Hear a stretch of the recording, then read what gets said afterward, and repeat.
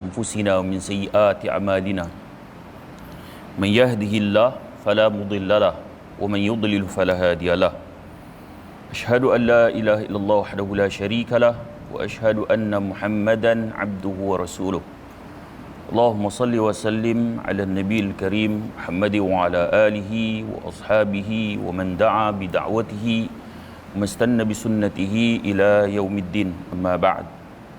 Bahagia Tuan Imam, Tuan Bilal, pengurusi di Jawatankuasa Masjid, muslimin dan muslimat, mudah-mudahan kita semua dirahmati oleh Allah Subhanahu wa taala. Pertamanya, kuliah pada malam ni bertajuk Syiah Khomeiniah. Pada pandangan Syekh Said Hawa, 2 minggu yang lepas saya dah cerita muqaddimah ataupun sebahagiannya di Al-Islah. So di sini adalah sambungan. Takut nanti tuan-tuan macam terpinga-pinga terus pergi ke tajuk, pergi ke yang sambungan tu, nanti akan jadi macam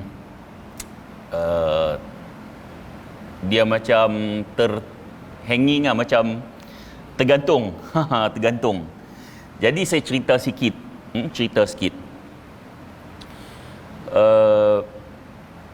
Syiah, kalau kita tengok daripada dulu lagi, pandangan para ulama Ahlus Sunnah Al-Jamaah sangat tegas terhadap Syiah.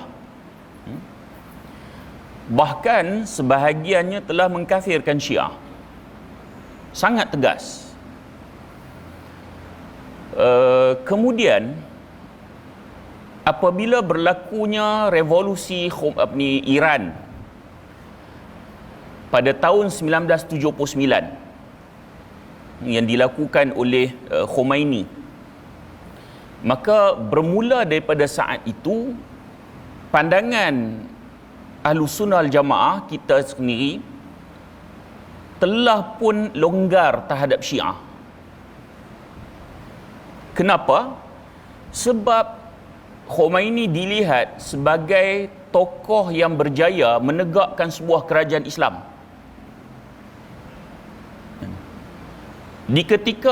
Pada ketika tu umat Islam ternanti-nanti hero setelah kejatuhan Daulah Uthmaniyah secara rasminya pada 3 Mac 1924, jatuhnya, tumbangnya Daulah Uthmaniyah, maka umat Islam ternanti-nantika mana hero untuk menegakkan sebuah daulah Islam yang baru. Semua umat Islam menanti-nantikan. Di ketika umat Islam menanti hero, tiba-tiba datangnya Khomeini dan dilihat berjaya menubuhkan sebuah negara dengan melakukan revolusi. Bahkan negara itu dinamakan Republik Islam of Iran. Bahkan revolusi itu juga disebut sebagai Revolusi Islam Iran. Maka ramailah umat Islam yang tertipu dengan kebangkitan tersebut. Namun ada di kalangan ulama, di antaranya ialah Syekh Said Hawa, seorang ulama kelahiran Syria, antara ulama yang paling awal melihat bahawa revolusi yang berlaku di Iran bukanlah revolusi Islam, tetapi revolusi Syiah. Revolusi Syiah. Bahkan negara Iran bukanlah negara Islam Iran, tetapi negara Syiah Iran. Negara Syiah Iran. Baik.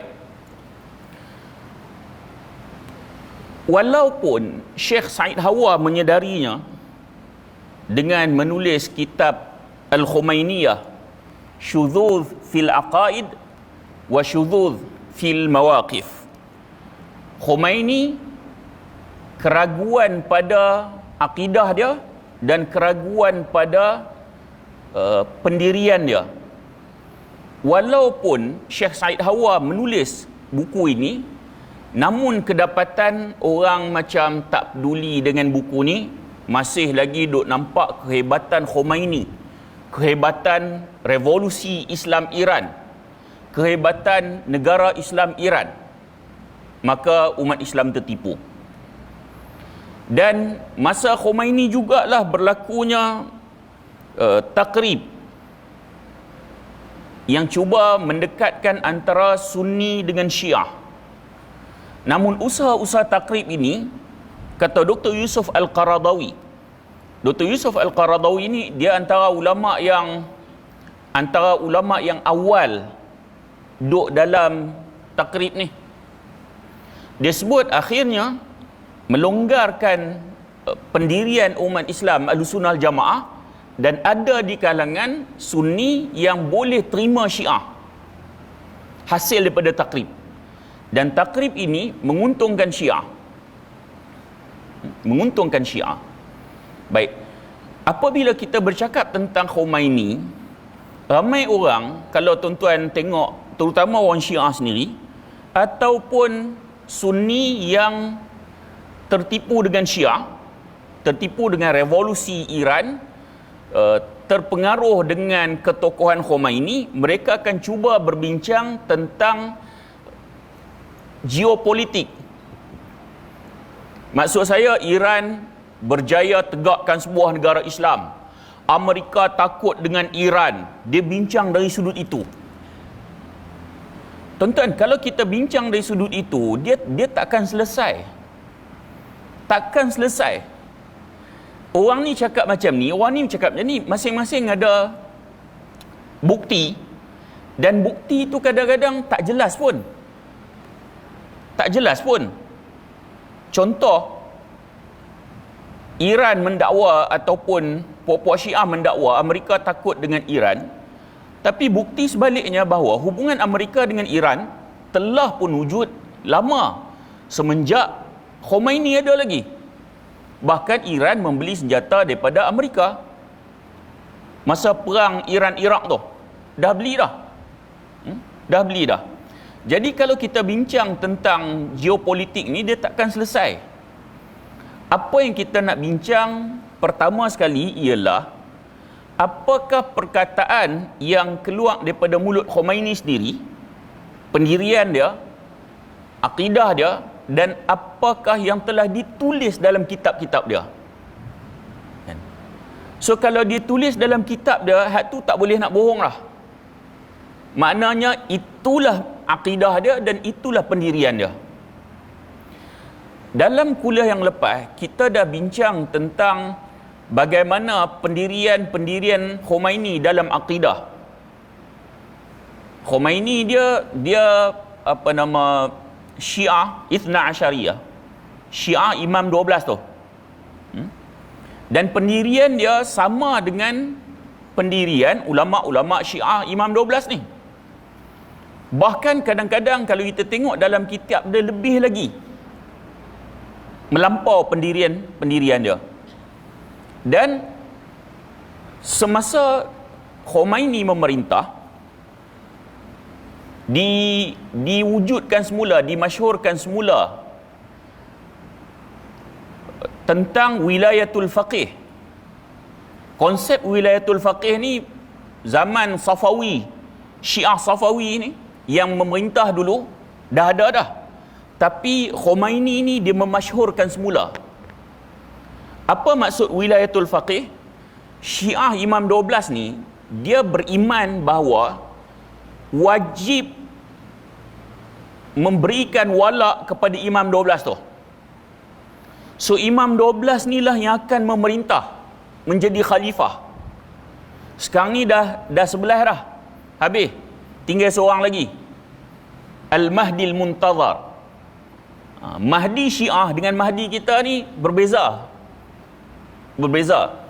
Baik, mereka tunggu seorang lagi. Jadi apabila dalam waktu yang tidak ada imam tu, so mereka nak walak pada siapa? So timbullah idea yang disebut sebagai wilayatul faqih, kan? Orang-orang yang menggantikan imam sementara imam tak ada. Jadi kalau kita dah bincang dalam kuliah yang lepas, tulisan-tulisan Khomeini sendiri, orang yang menggantikan imam tu dia sama dengan imam. Kan? Bahkan mereka berkewajipan untuk mengikut imam sepenuhnya. Dalam kitab-kitab mereka sendiri, imam tu dalam sebahagian kitab mereka dilihat lebih tinggi pada Rasulullah sendiri. Baik. Jadi kita juga dah bincang tentang bagaimana Khomeini telah menganggap bahawa Al-Quran itu tidak sempurna. Sedangkan Allah sebut inna nahnu nazzalna dzikra wa inna lahu lahafizun. Sesungguhnya kamilah yang menurunkan Al-Quran dan kamilah yang akan memelihara Al-Quran. Allah yang telah meletakkan beberapa huruf taukid, huruf penegasan. Kami turunkan Al-Quran, siapa jaga? Allah. Dalam Allah duk kata Allah yang akan jaga Al-Quran, puak-puak Syiah kata Al-Quran sekarang ni tak sempurna. Boleh bayangkan? Kan? Nanti Imam Mahdi akan bawa kan, Mushaf Fatimiyah, yang tu Quran yang sempurna di sisi mereka. Bahkan tulisan Khomeini sendiri menyatakan semikian rupa. Baik. Kemudian pada malam ni kita nak tengok pandangan mereka terhadap hadis-hadis Nabi SAW. Banyak di antara ataupun di kalangan hadis mutawatir. Mutawatir ni maksudnya diriwayatkan oleh ramai para sahabat dan mustahil mereka boleh berpakat untuk melakukan penipuan. Mutawatir ni kira sahih peringkat tertinggi. Had mutawatir ni pun Syiah tolak. Syiah tolak. Dan kalau kita tengok hadis-hadis sahih yang tak selari dengan pandangan mereka, mereka akan kata palsu. Ni Syiah. Dan kalau orang nak bincang dengan Syiah, susah. Sebab mereka menolak hadis-hadis kita. Jadi bila kita nak bincang tentang soal syariat, bila dia tolak hadis-hadis kita, hampir kebanyakan dia tolak, macam mana nak bincang? Yang dia hanya terima hadis-hadis yang diriwayatkan oleh Ahlussunnah wal Jamaah ni, yang kita pegang ni, ialah hadis-hadis yang dia boleh manipulate. Dia boleh manipulasi hadis tu, hak tu dia terima. Adapun yang lain-lain dia tolak. Dia tolak. Baik. Kata Syekh Muhammad Hassan Ali Kashif Al-Ghita, dia kata adapun periwayatan hadis Nabi yang sanadnya melalui Abu Hurairah, Samurah bin Jundub, Marwan bin Al-Hakam, Imran bin Hattan, Amr bin Al-As, di sisi Syiah Imamiyah tidak mengiktiraf kedudukan mereka. Tuan-tuan, maksudnya mereka tolak sebahagian besar hadis, terutamanya apabila mereka menyebut Abu Hurairah. Sebab di kalangan sahabat yang paling banyak meriwayatkan hadis adalah Abu Hurairah. Jadi mereka tolak. Mereka tolak. Baik. Kemudian Khomeini dalam kitab dia ada sebut bahawasanya Abu Bakar As-Siddiq telah mereka reka hadis palsu. Begitu juga Samurah bin Jundub. Dia tulis dalam kitab dia Kashful Asrar. Dia kata Abu Bakar telah mereka hadis palsu. Bayangkan. Abu Bakar, Sayyidina Abu Bakar yang telah diberi gelaran As-Siddiq. Gelaran itu tidak diberikan kepada yang lain. Bapa mertua Nabi berhijrah bersama Nabi. Allah telah memberi keputusan untuk Rasulullah berhijrah dengan Abu Bakar. Sayyidina Abu Bakar telah dipilih. Salah seorang sahabat yang telah dijanjikan syurga. Orang yang mulia macam ni, Syiah kata Abu Bakar reka hadis palsu. Tuan boleh bayangkan? Ni Khomeini tulis sendiri ni. Baik. Apabila mereka tolak hadis-hadis kita, mereka perlu ada sandaran. Jadi sandaran mereka ini, mereka beriman dengan pendapat-pendapat khurafat yang dinisbahkan kepada para imam mereka. Kalau tengok dalam Usul Kafi, karangan Al-Kulaini, Usul Kafi ni dia ibarat macam Sahih Bukhari di sisi kita. Usul Kafi ni kira kitab paling sahih selepas Al-Quran lah. Kalau kita paling sahih Bukhari ya sampai Al-Quran. Bagi Syiah, Usul Kafi. So dalam Usul Kafi sendiri, Usul Kafi sendiri telah diriwayatkan oleh imam-imam yang dia riwayat marfu', berakhir kepada imam yang imam-imam ni hidup beberapa kurun selepas Rasulullah. Riwayat-riwayat kita sahih ni dia akan sampai pada Rasulullah. Tapi mereka terhenti marfu' setakat imam-imam mereka. Walaupun begitu, mereka pegang sungguh-sungguh pandangan-pandangan ini. Tolak hadis-hadis yang sampai pada Rasulullah yang kita pegang, mereka tolak hadis-hadis itu, mereka mengambil pandangan-pandangan imam mereka. Kenapa mereka boleh pegang dengan pandangan imam mereka? Sebab bagi mereka, para imam adalah maksum. Imam takkan melakukan kesalahan. Setiap perkataan imam wajib diikut. Saya dah sebut dah yang dalam kuliah yang lepas. Kalau tuan-tuan tengok puak-puak Syiah ni, mereka berpegang kepada wilayatul faqih tu. Wilayatul faqih tu mereka pegang sebab imam hak 12 tu tak timbul lagi. Jadi wilayatul faqih tu sekarang ada kat mana? Iran. Ada kat Iran. Kalau tuan-tuan tengok di Facebook, kalau kita bantai pemimpin Malaysia, contoh, kita kritik pemimpin Malaysia, mereka akan tambah lagi 3 kilo. Mereka akan tambah lagi. Tapi kalau kita bantai pemimpin Iran, mereka akan belasah kita. Sebab walak mereka nu kat sana. Tu bahayanya. Walak mereka nu, Iran nu. Dia konsep wilayatul faqih ni. Sebab tu kerajaan dia perlu bertegas dengan puak-puak Syiah ni. Mereka taqiyah ya. Walak yang sebenar nu di Iran. Di Iran.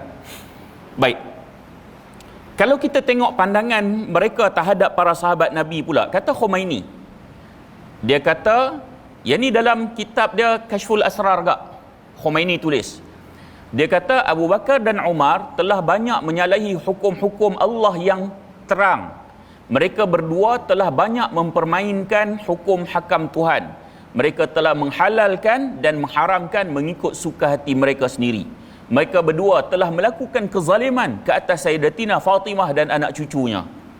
Ni Kashful Asrar. So kita tak baca teks dia lah sebab kita akan jadi panjang. Tapi ini ditulis dalam Kashful Asrar.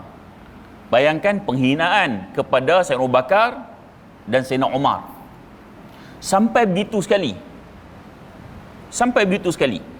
Khomeini apabila dia memberikan komentar dia mengenai Sayyidina Abu Bakar radhiyallahu an dan Sayyidina Umar radhiyallahu an, dengan katanya sebenarnya kami di sini tidak ada sebarang hubungan dengan dua orang syekh ini. Kami bersih daripada perbuatan yang mereka lakukan yang berupa penentangan mereka terhadap kitab Al-Quran, mempermain-mainkan hukum hakam Allah, menghalalkan, mengharamkan mengikut selera mereka, sehingga kepada kezaliman dan penentangan mereka terhadap Fatimah puteri baginda Rasulullah dan putera baginda yang lainnya. Tetapi kami perlu menegaskan kebodohan mereka berdua mengenai hukum hakam ataupun kejahilan mereka berdua terhadap hukum hakam Allah dan agama. Orang-orang yang jahil ataupun bodoh dan zalim seperti mereka berdua tidak layak menduduki kepimpinan atau berada di kalangan ulil amri. Dalam Kashful Asrar, tulisan Khomeini sendiri. Bayangkan bagaimana kita menyanjungi Sayyidina Abu Bakar dan Sayyidina Umar. Tuan-tuan, sebab tu kalau tuan-tuan tengok di Iran ada makam Abu Lu'lu'. Setiap tahun ada sambutan. Abu Lu'lu' ni yang berjaya membunuh Sayyidina Umar. Sebahagian sejarawan ataupun ulama menyatakan Abu Lu'lu' ni adalah Majusi. Bayangkan di Iran, kubur Abu Lu'lu' itu disambut setiap tahun dan digelar sebagai batal, sebagai hero. Kenapa? Kerana berjaya membunuh Sayyidina Umar. Baik. Tuan-tuan, ada orang dia sebut, dia kata sebenarnya Syiah di Iran ni 3% je sesat. Ada yang sebut macam tu. Ni kira orang alim lah. Tokoh di Malaysia ni sebut Syiah di Iran ni 3% je sesat. Saya tak tahu statistik tu main mana. Statistik 3% sesat tu main mana. Dia kata kalau nak ikut yang sesat 3% ni, di kalangan Sunni pun ada sesat. Cuba tengok Ayah Pin. Masa bila kita mendakwa Ayah Pin tu Sunni? Masa bila kita mendakwa Ayah Pin tu Ahlussunnah Jamaah? Masa bila? Kita tak pernah kata mereka adalah Ahlussunnah Jamaah. Kita kata mereka sesat. Baik, tuan-tuan dan puan, macam inilah kita bagi kaedah untuk tuan-tuan buat perbandingan. Betapa sesatnya Syiah di Iran. Kalau di Malaysia, Ayah Pin sesat kan? Kerajaan ambil tindakan tak? Ambil. Rasul Haji Kahar, Kemensah Hulu Kelang, mengaku Rasul. Kerajaan ambil tindakan tak? Ambil, sebab mereka sesat. Hasan anak Rimau, kan? Ajaran sesat. Kerajaan ambil tindakan tak? Ambil. Sebab di sisi kerajaan Malaysia, ajaran sesat ni tak perlu wujud. Perlu ambil tindakan. Tetapi di Iran, sambutan-sambutan itu, event-event itu adalah event negara. Kan? Kalaulah ada tokoh yang mendakwa bahawa pukul-pukul badan tu semua Syiah yang sesat. Iran ini event negara tau. Tu beza dia. Mana mungkin dia boleh mendakwa 3% ni, sedangkan itu event-event yang negara menyertainya, membenarkannya. Baik.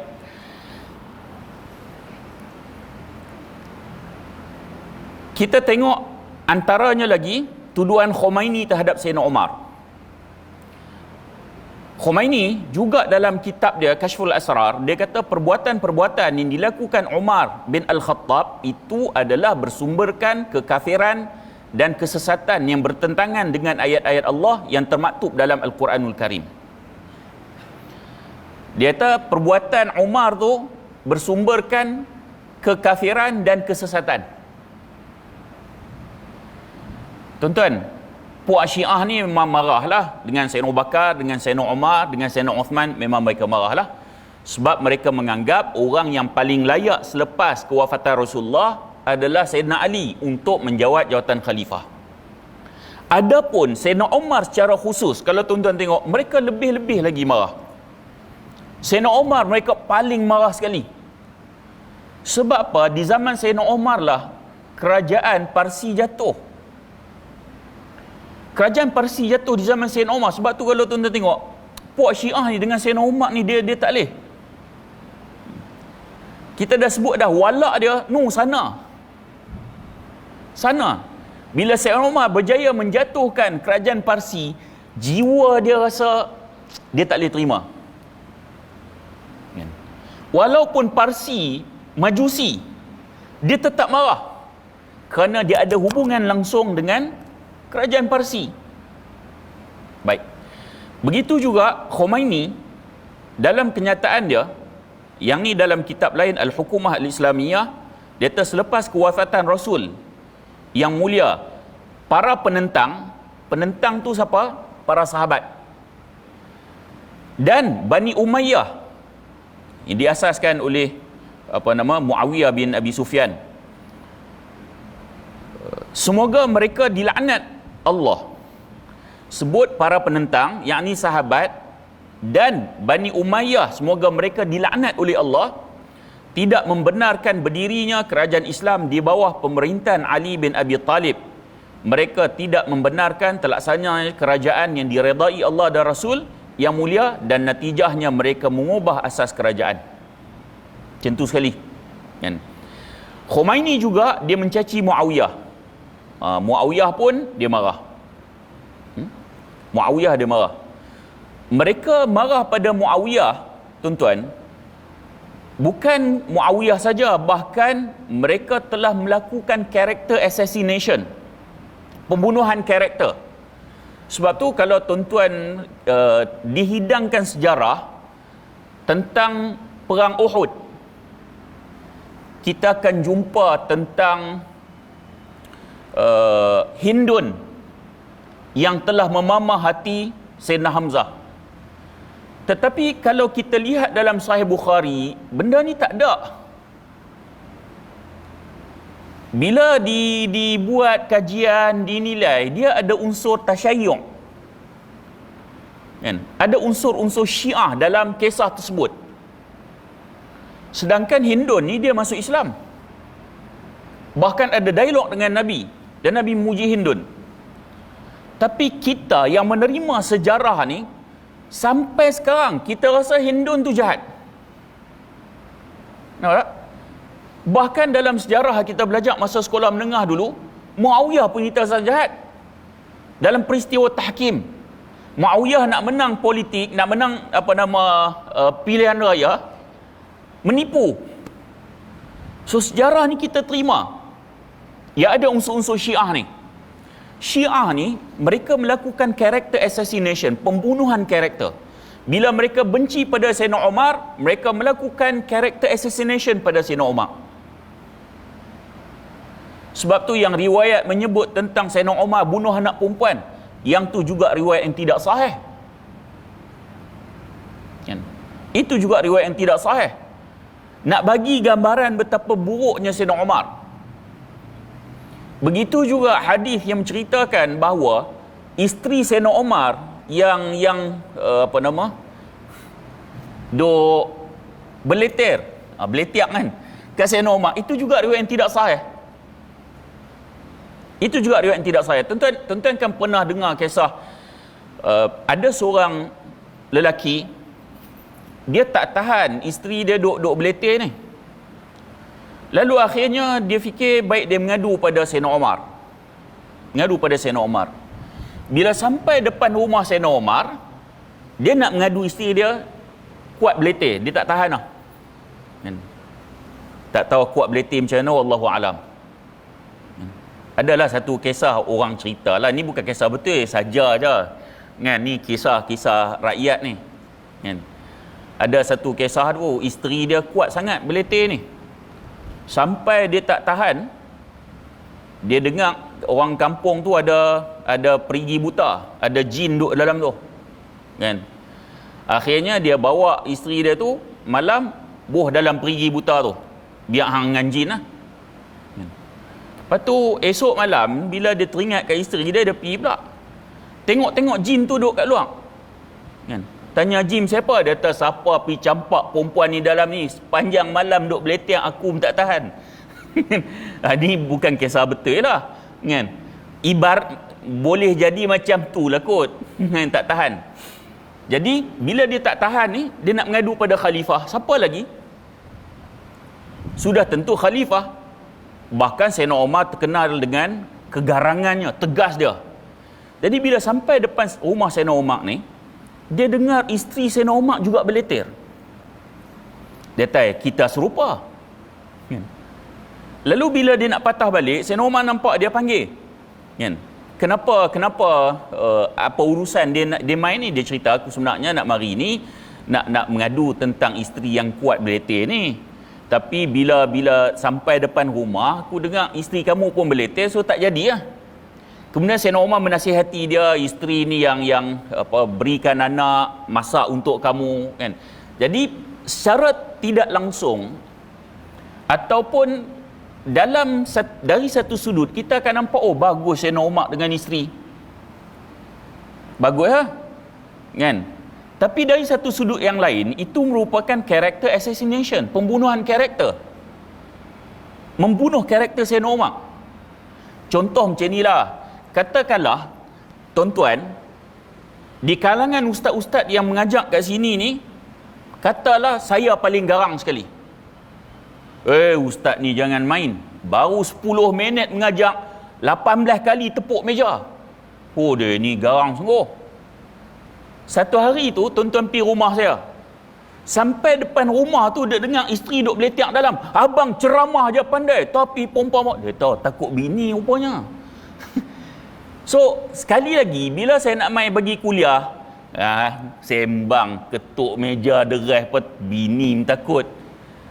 Rosak karakter saya. Rosak.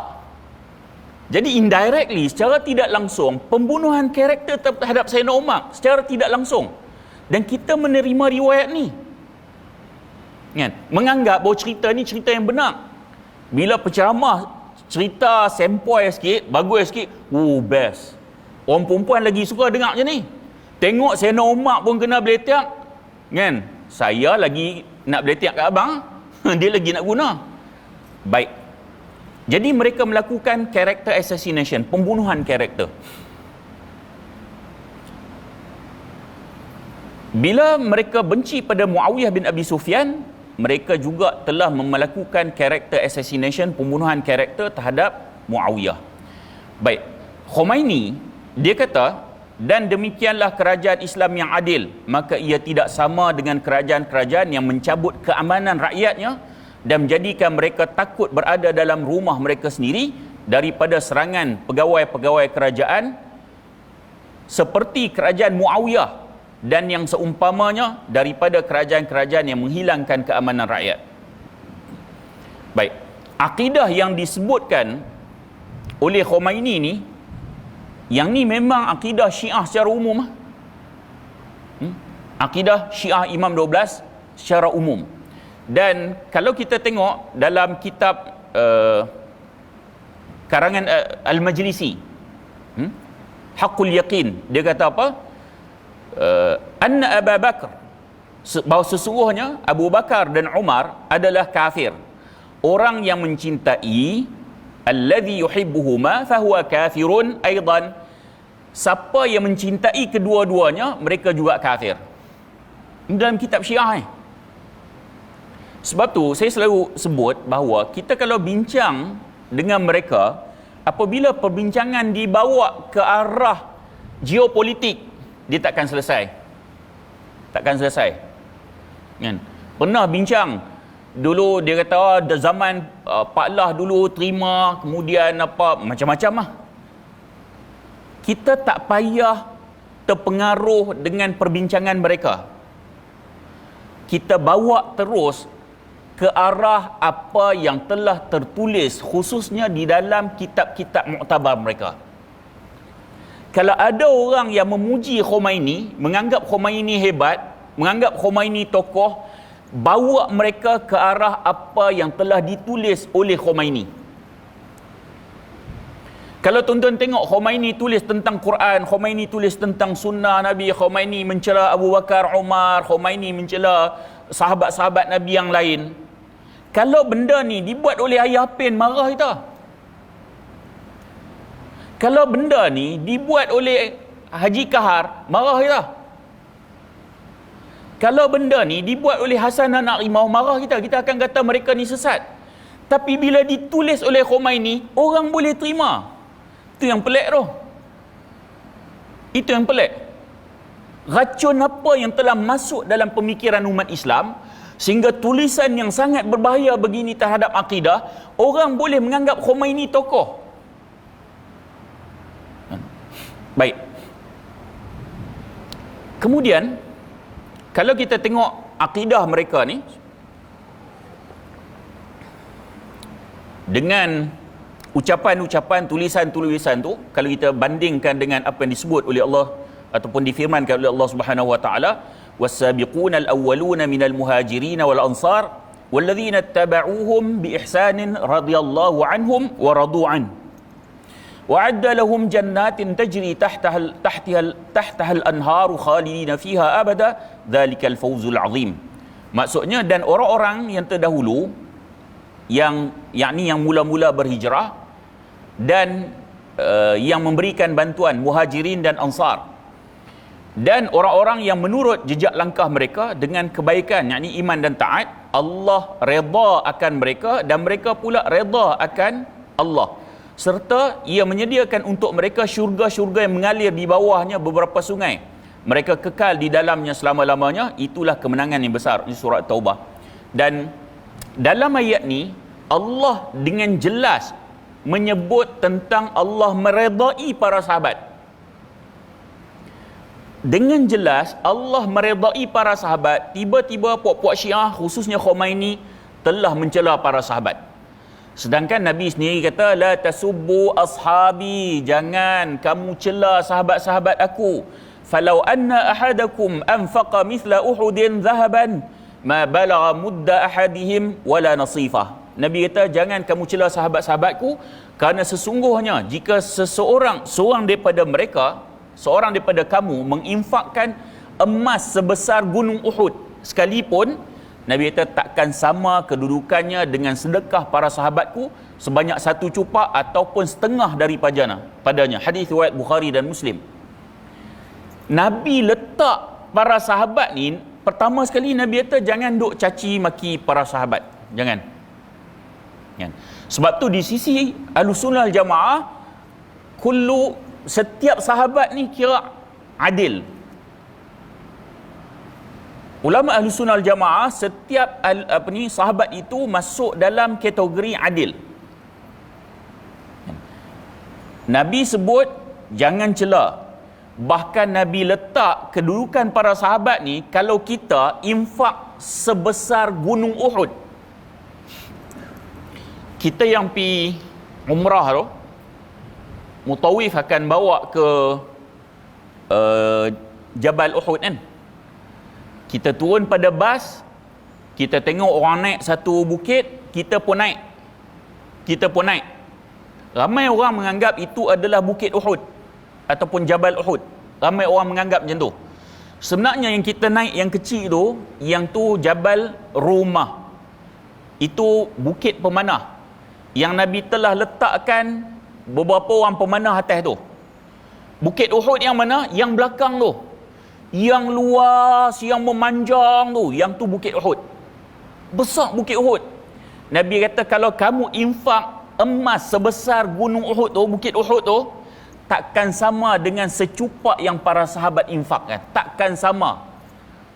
Nak cerita kedudukan para sahabat yang sangat tinggi. Sahabat yang telah diiktiraf oleh Nabi, kedudukan mereka sangat tinggi, tiba-tiba puak-puak Syiah ni boleh hina, boleh cela. Khususnya Khomeini. Begitu juga Nabi SAW bersabda, Abu Bakar fil jannah, Abu Bakrin fil jannah, wa Umaru fil jannah, wa Uthmanu fil jannah, wa Aliyu fil jannah, wa Talhatu fil jannah, wa Zubairu fil jannah, wa Abdul Rahman ibn Aufin fil jannah, wa Sa'd ibn Abi Waqqas fil jannah, wa Sa'id ibn Zaid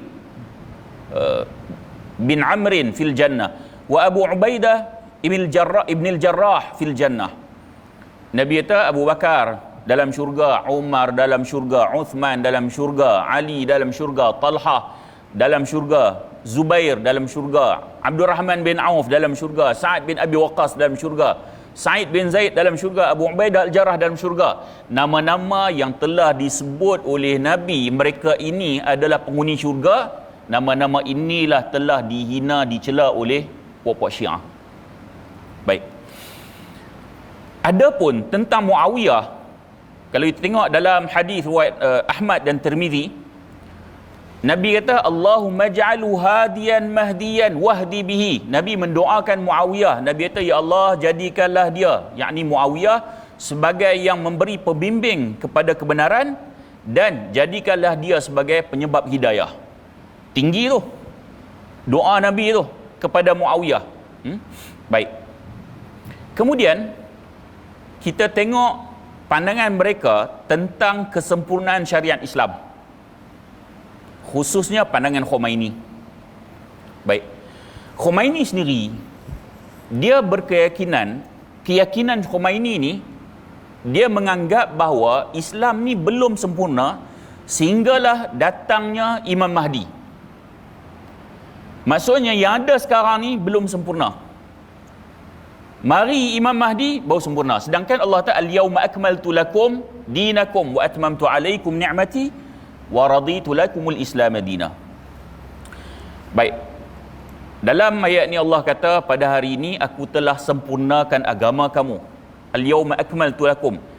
Allah sebut agama ni dah sempurna, tetapi Khomeini sebut tentang kesempurnaan Islam ni hinggalah bila datang Mahdi baru sempurna. Maknanya selama ni Islam ataupun syariat Islam itu tidak sempurna. Baik. Khomeini kata dalam Mukhtarat min Ahadith wal Khutab, tulisan Khomeini ni, dia kata, maka setiap Nabi itu datang untuk menegakkan keadilan dan matlamatnya adalah melaksanakan dalam alam, tetapi dia tidak berjaya sehinggakan penutup sekalian Nabi sekalipun yang telah datang untuk memperbaiki keadaan manusia, mendidik mereka dan menegakkan keadilan, tetapi sesungguhnya baginda juga tidak berjaya. Adapun yang akan berjaya dalam usaha ini dan menegakkan keadilan di setiap penjuru adalah Al-Mahdi Al-Muntazar. Nak didik manusia, nak menegakkan keadilan, dia sebut Rasulullah sendiri pun tidak berjaya, sehinggalah bila Mahdi mari baru akan berjaya. Bahaya ni. Baik.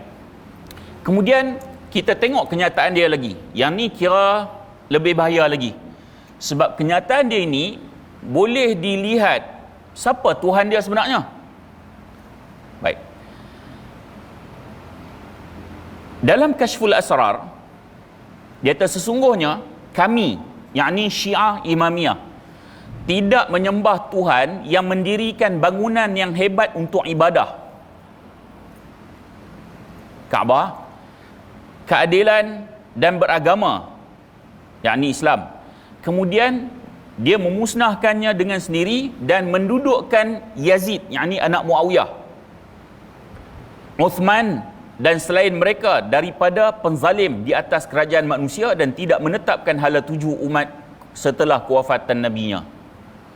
Maksudnya dia tak boleh terima Allah telah menentukan Muawiyah ganti, kemudian Yazid ganti, dia tak boleh terima.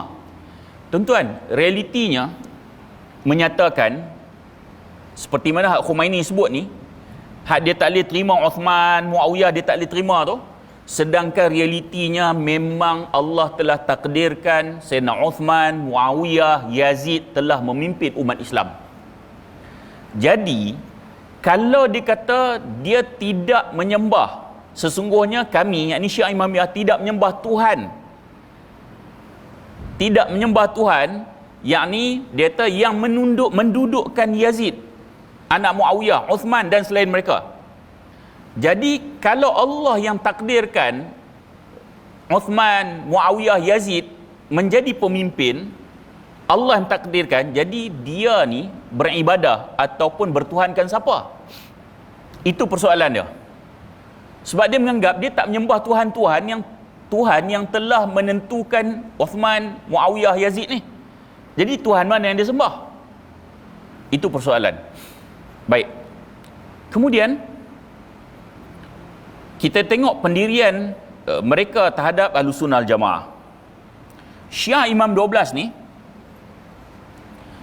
mereka berpandangan bahawa siapa yang tak beriman dengan imam mereka, maka diharam baginya bau syurga dan wajib masuk neraka. Ini pandangan mereka. Sebab Imam 12 ni, dia percaya pada imam ni, dia masuk dalam rukun iman dia.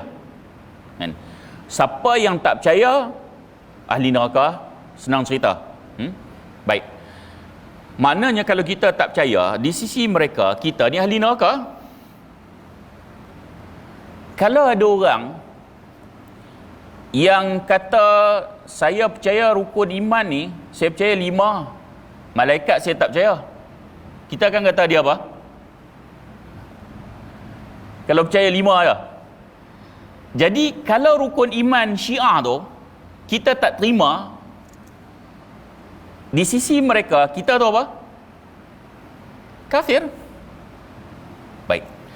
Khomeini dia kata dalam kitab dia bahawa boleh jadi nas-nas daripada Ahlus Sunnah Jamaah terbahagi pada 2. Pertama, selari dengan Al-Quran dan Sunnah. Yang kedua, bersalahan kesemuanya. Ini dalam kitab At-Ta'dil wal Tarjih. Baik. Kemudian begitu juga melampaunya mereka dalam memuja Fatimatul Zahra. Khomeini dalam dihuraikan Usul Kafi, dia kata setelah wafat Rasulullah 75 hari telah datang malaikat Jibril menemui Fatimah dengan mengucapkan takziah dan memberitahu perkara-perkara yang akan berlaku. Maksudnya bila Rasulullah wafat, setelah 75 hari Jibril turun datang jumpa Fatimah, bagi tahu apa yang akan berlaku. Jibril bagi tahu macam wahyu. Baik. Khomeini mendakwa bahawa keberjayaannya dalam revolusi Iran adalah sebahagian daripada apa yang Jibril bagi tahu pada Fatimah. Maksudnya seolah-olah wahyu turun kepada Fatimah, dan Khomeini kata kejayaan Iran ni, revolusi Iran ni, ialah apa di antara yang telah diberitakan oleh Jibril kepada Fatimah. Dia kata lagi, turunnya Jibril kepada seseorang bukanlah perkara yang remeh-temeh, melainkan terhadap mereka yang benar-benar agung. Ini boleh dinisbahkan tingkatan yang pertama, yang ini paling agung lah.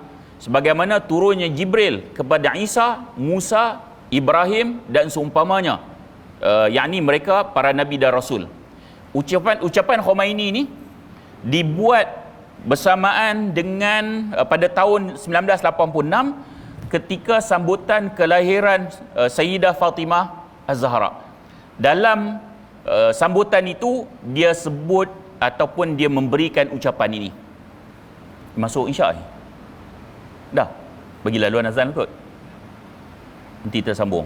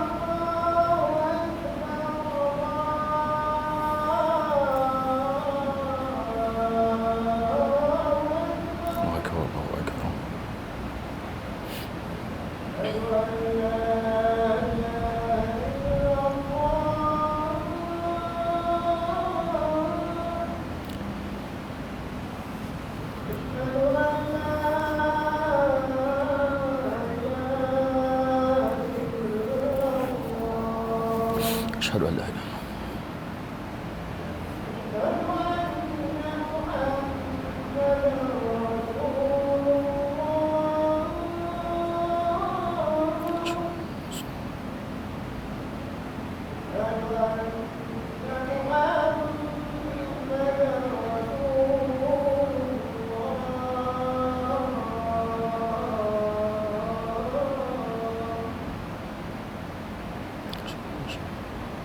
Ya Rabbana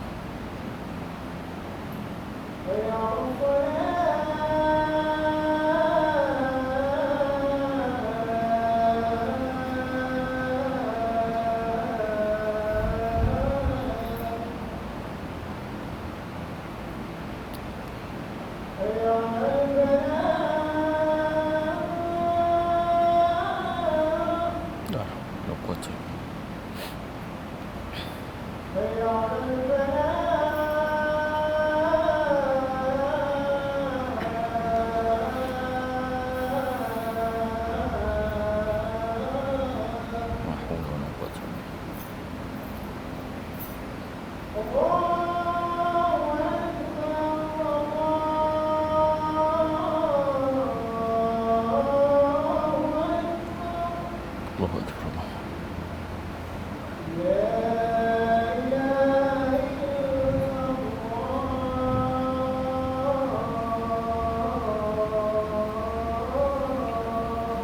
La ilaha illallah.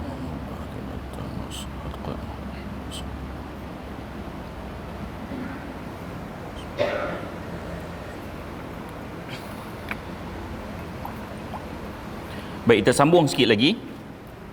Kita tengok Khomeini dan Taqiyah. Taqiyah ni dia menyembunyikan kebenaran ketika dalam keadaan darurat. Maksudnya contohnya macam mengucapkan perkataan yang boleh bawa pada kufur ketika diugut. So dia terpaksa mengucapkan kalimah kufur itu. Tapi dalam hati dia masih beriman. Asalnya itu juga boleh diletakkan dalam konteks taqiyah. Syiah, taqiyah di sisi mereka jauh lebih dahsyat daripada tu. Tidak sekadar itu. Taqiyah ni boleh dilakukan sama sekali walaupun dia tidak melibatkan darurat. Boleh. Bahkan Khomeini jauh lebih dahsyat pada tu. Khomeini punya pandangan taqiyah ni jauh lebih dahsyat pada tu. Khomeini ni, fatwa Khomeini ni, dia kata perkara kedua yang membatalkan sembahyang iaitu takfir. Takfir ni dakap qiyam lah. Yang sebab tu Syiah dia duduk bawah. Tapi kalau tuan-tuan pergi ke Mekah, kalau tengok geng-geng kulit hitam yang tak bawah ni, jangan tuduh Syiah je. Kan? Ada sebahagian pada pandangan Maliki. Maliki. Cuma Khomeini dia kata perkara kedua yang batalkan sembahyang adalah takfir, batal. Khomeini kata seperti yang dilakukan oleh orang-orang yang bukan dari golongan kita, yakni Sunniyah. Akan tetapi tidak mengapa kita melakukannya di dalam keadaan taqiyah. Dalam Tahrirul Wasilah dia sebut begitu. Kalau taqiyah boleh, tapi kalau bukan kerana taqiyah batal. Sebab tu kalau puak-puak Syiah Melayu selalu orang tanya macam mana nak kenal Syiah? Ya, payah sebab dia taqiyah. Kalau sesama kita kira dia sembahyang macam kita. Hatta Khomeini dia kata kalau takfir tu kira batal. Tapi taqiyah tak apa. Dia duduk sama kita, dia taqiyah, dia juga takfir. Dia tak letak batu Karbala tu. Kalau pergi ke Iran baru nampak gambar ada batu kat depan tu. Duduk kat Malaysia tak nampak batu kat depan tu. Baik. Kemudian dia kata lagi dalam fatwa dia lagi, apabila orang Syiah bersembahyang bersama masyarakat Ahlussunnah wal Jamaah, contohnya ketika bersembahyang di Makkah Al-Mukarramah dan Al-Madinah Al-Munawwarah, maka taqiyah-taqiyah seperti itu dibenarkan.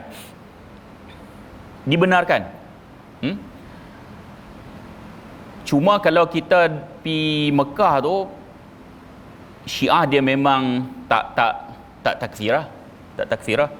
Yang mereka nak taqiyah ni kalau mereka berada dalam keadaan ataupun komuniti yang masih tak boleh terima, macam kat Malaysia. Sebab tu tuan-tuan, kalau di Malaysia ni video-video yang tersebar ketika sambutan 10 Muharram umpamanya, kalau tuan-tuan tengok Syiah Melayu ni, dia baru sampai dia ya Hussein, dia baru tepuk dada. Baru sampai tepuk dada. Dia tak buat lagi yang parang belah belakang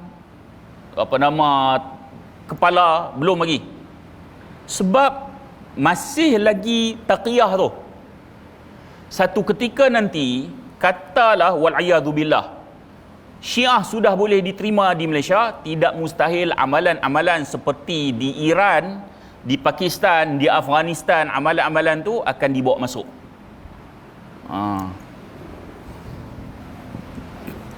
Waktu tu kira orang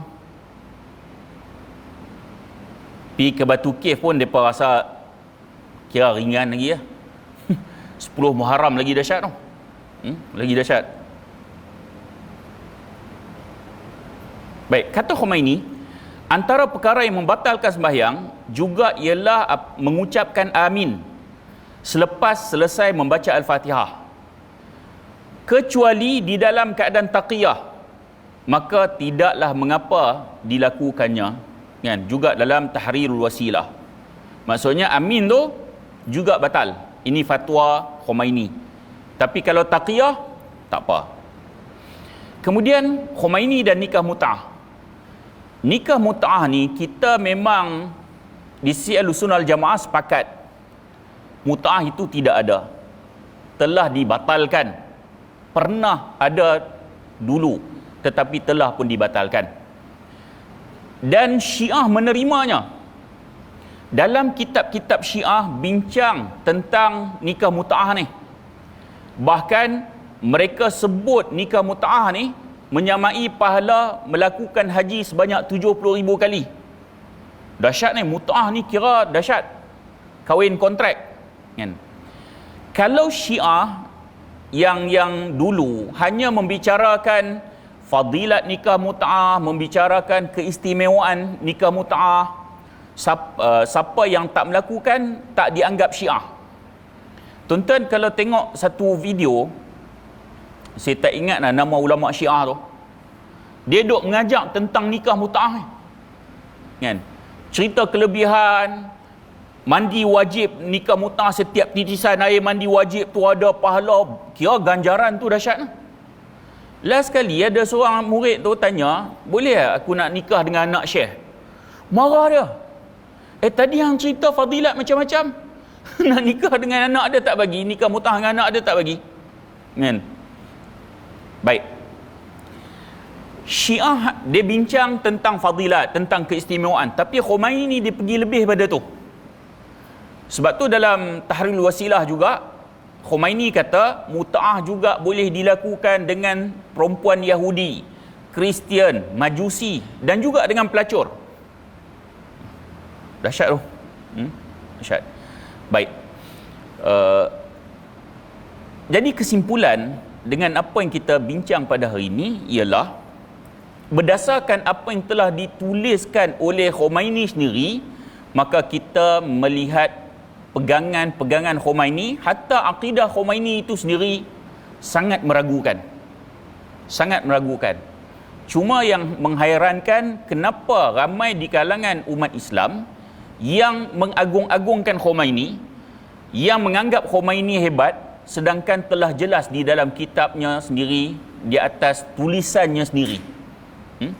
Baik, insya-Allah kuliah akan datang, tak semestinya sininya kita akan sambung bahagian 2. Sebab Syekh Said Hawa dia tulis 2, satu pendirian dari sudut akidah dia, di sudut agama dia, dan yang kedua pelik pendirian dia di sudut yang lain-lain, khususnya revolusi, tentang kenegaraan, bagaimana pendirian dia dengan puak-puak kufar, bagaimana pengkhianatan Khomeini. Maka Syekh Said Hawa juga telah menyatakan di dalam kitabnya tersebut.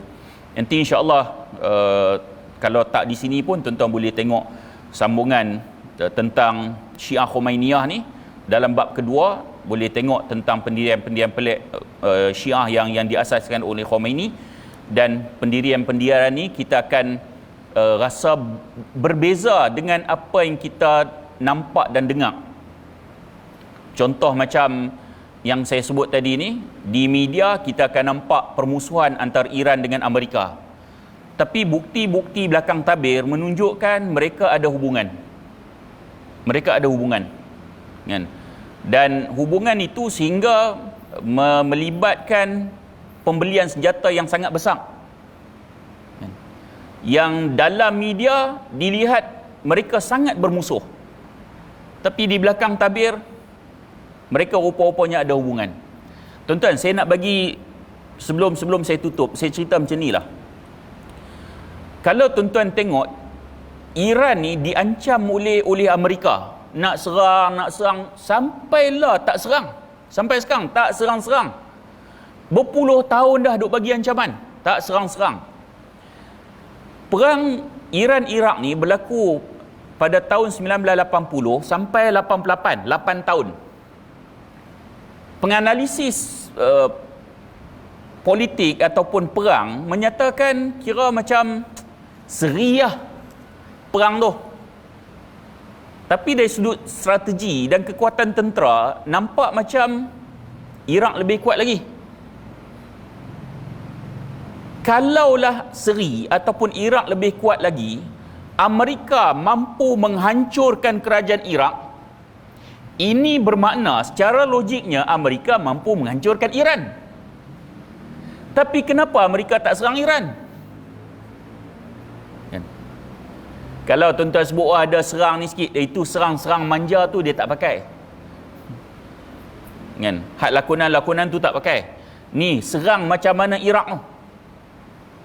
Bahkan apabila Amerika menjajah Iraq, Amerika serahkan pemerintahan Iraq ini kepada puak Syiah, Nuri al-Maliki tu. Itu totok Syiah Imamiyah tu. Dan proksi proksi Iran di Iraq. Bahkan Nuri al-Maliki, bila dia memerintah Iran, dia ada satu dewan khusus disediakan kepada Muqtada Sadar. Muqtada Sadar ni pengganas Syiah di Iraq. Adakah Amerika tak tahu semua ni? Amerika tahu. Amerika tahu. Tuan-tuan, kalaulah Amerika takut pada Iran, ni sebab orang tokoh tersebut yang kata Syiah sesat di Iran ni 3% je, dia juga menyatakan benda yang sama. Dia kata Amerika takut dengan Iran. Tuan-tuan, kalau Amerika takut dengan Iran, dia di rantau teluk tu, kira negara yang betul-betul Syiah ni Iran lah. Tuan-tuan jangan ambil Azerbaijan ni, sebab tu kalau tuan-tuan tengok hak perang sekarang ni, Iran dia tak menyelbahi Azerbaijan, dia menyelbahi Armenia. Armenia tu Kristian. Armenia ni tuan-tuan, Armenia ni daripada dulu terlibat perang salib, memusuhi umat Islam lama dah Armenia ni. Kan? Jadi Iran sokong Armenia, sedangkan Azerbaijan kebanyakan rakyat dia adalah Syiah. Cuma Syiah di Azerbaijan ni kita boleh ibaratkan macam dia Syiah sekular, Syiah liberal. Syiah Iran ni dia Syiah totok, Syiah ortodok. Macam tu. Dan Syiah Azerbaijan ni dia tidak memberikan walak kepada Syiah Iran. Azerbaijan ni dia lebih mirip untuk menyokong Turki. Jadi Iran dia tak akan sokong Turki sebab kebangkitan Islam di Turki ni sangat dahsyat, khususnya selepas pemerintahan Erdogan. Jadi Iran, mana-mana kerajaan Islam Sunni, kalau tuan-tuan tengok dalam sejarah, mereka akan sanggup bersekongkol dengan puak kufar untuk menjatuhkan kerajaan Islam Sunni. Dalam sejarah memang telah tertulis. Jadi apabila Turki, kebangkitan Islam di Turki tu nampak sangat jelas, so Iran dia bersama dengan Armenia. Baik, maknanya kerajaan yang betul-betul Syiah Iran. Kalau Amerika takut pada Iran, sebuah negara Syiah, kenapa apabila Amerika menjajah Iraq, Amerika serahkan negara Iraq kepada Syiah? Ini menunjukkan Amerika nak menguatkan kedudukan puak-puak Syiah di rantau teluk. Bukan takut. Mustahil kalau takut berikan pemerintahan Iraq kepada Syiah. Mustahil. Ini bermakna menggandakan kekuatan Iran. Baik, nanti kita akan sebut benda-benda ni dalam bahagian yang kedua yang ditulis oleh Syekh Said Hawa. Mudah-mudahan pertemuan kita ada manfaat. Kalau terkasar bahasa, saya mohon maaf banyak. Sudahi dengan aqulu qawli hadza wa astaghfirullahal azim li wa lakum. Wassalamualaikum warahmatullahi wabarakatuh.